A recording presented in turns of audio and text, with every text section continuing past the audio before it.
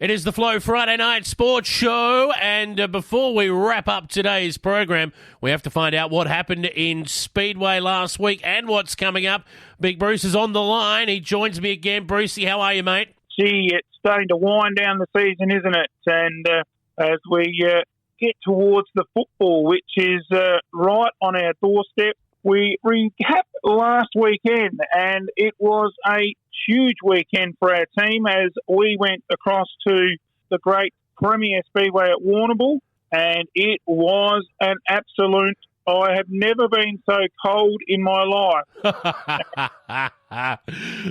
Freezing, Bruce, freezing. Oh, mate, it doesn't make any difference if you're a big man or a small man, and it was amazing. The sprint cars were just roaring around, and the cold wind was just going straight up Mount Max. I reckon it was chilling as it went up the hill, and by the end of the night, fair dinkum, I hopped out of my seat and I was cramping up. And I actually at one stage didn't know whether I was going to get back to the car. My hands were shaking that much I couldn't control anything like, the blinkers or the steering wheel. So we had to get the car running and get some heat in the car. This is a fair income story. I wouldn't pull your leg, you know that. Oh, I know that.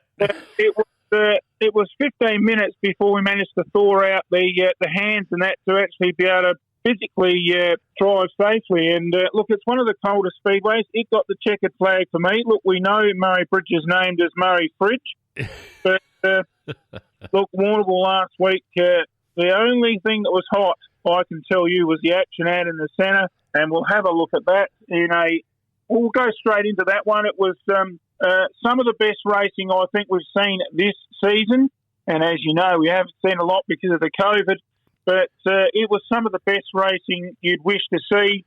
And in the ways of Darren Molyneux, look, this was just an absolute excitement machine. He took it right up to Jamie Veal, and unfortunately, in the end, Molly binned it, which was pretty sad. He got the lead with a few laps to go on Veal, and then Veal, with his just skill, done a slide job on him and got back into the lead.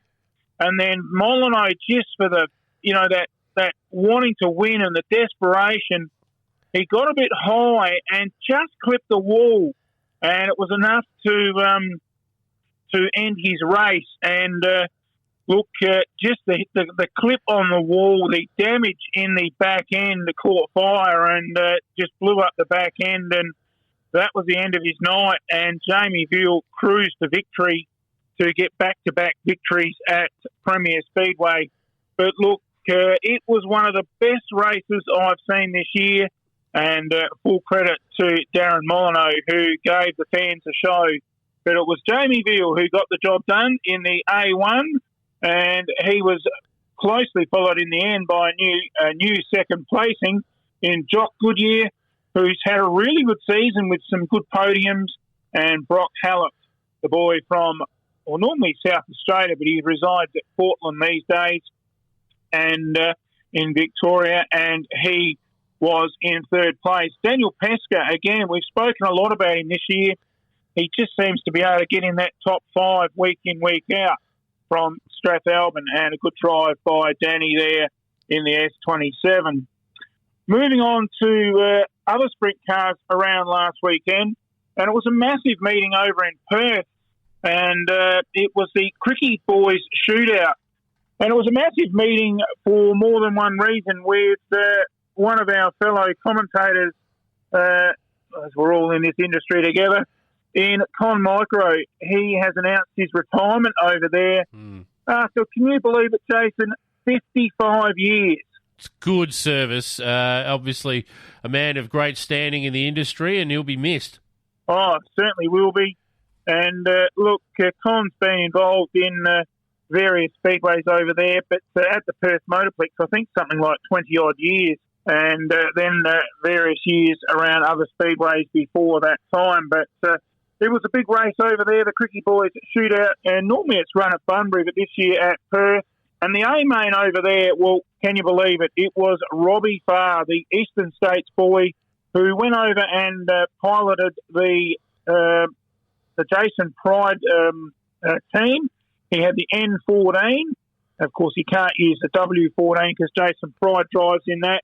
And he has the N14, the same sort of car.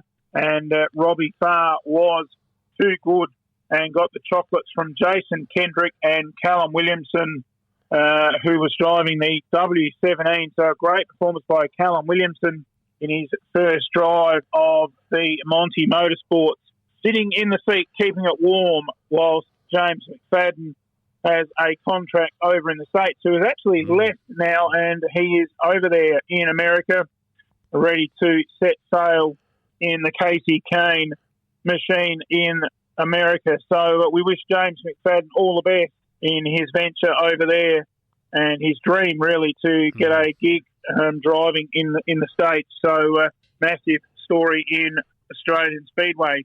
So that wrapped up last weekend, and it was a pretty good effort in that A-main by Jason Pride. He got in fourth place. So the team getting first and fourth with their two cars, which is a phenomenal effort. And the contract driver of Robbie Farr, who was, of course, a winner down there at the Grand Annual Sprint Car Classic in, well, it seems a long time ago. He's a star. Before the COVID. But look, that wraps up last weekend. We did have some other small results that come to hand, and they were at the Solo Hobart Speedway, where in the various classes there, the Junior St Anne's was taken out by Emily Williams, and in the late models, it was a great win by the gun, Callum Harper, and he is just a gun in his T22, and Harper got the chocolates there.